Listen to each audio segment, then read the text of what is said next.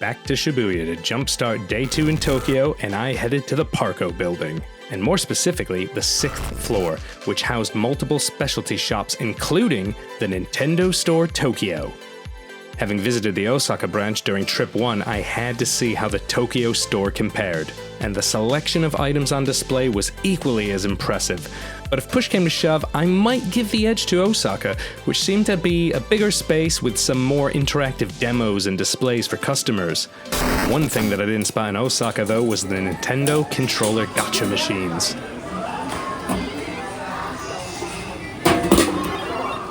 $600 later, and I walked across the hall to my first Pokemon Center of Trip 2 and 5th overall, Pokemon Center Shibuya. Like all the Pokemon Centers we visited in our first trip, this one was chock full of goodies ranging from plushes to houseware, trading cards, stickers, and much, much, much more. The standout feature of the Shibuya branch is the Pokemon Design Lab, which allows customers to customize a shirt which is printed out for them on site.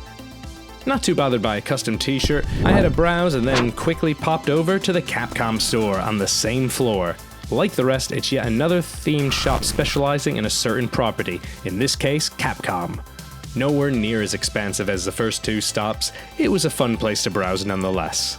Not exactly the morning for a rooftop garden in Shibuya, but we're gonna go through it, we're gonna go with it. I've been in worse rain. Yeah, there's a little sliver of a view right there. There we go. Bit of cloud, bit of rain.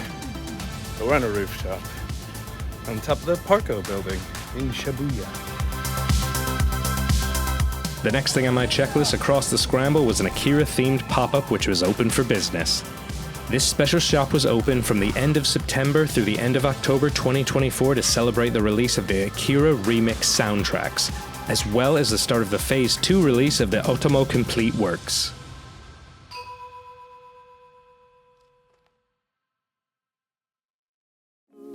Okay, so it's still raining, but that's not going to dampen my spirits. It may dampen my shoes, but yeah, spirits are staying dry.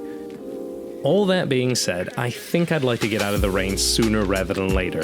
So with my next destination in mind, it was time for a stroll through the soaked side streets of Meguro.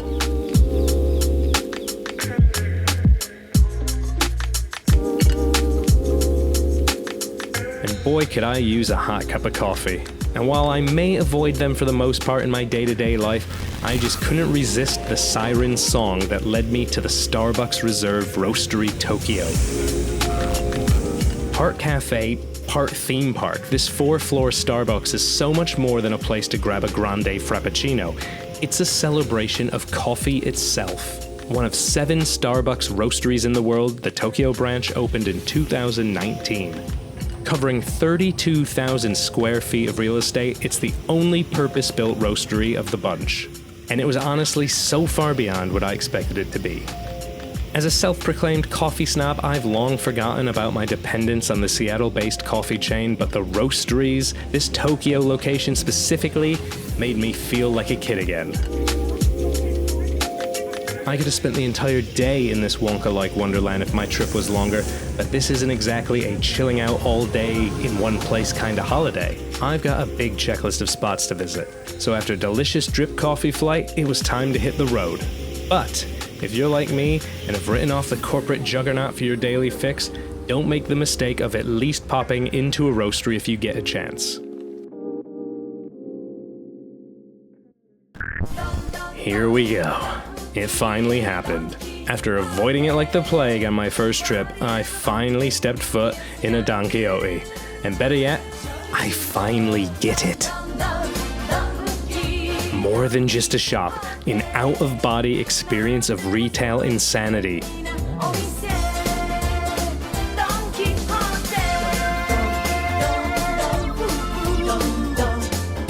And a perfect spot to pick up souvenirs while in Japan. Honestly, it is something else. Even Bruno Mars agrees.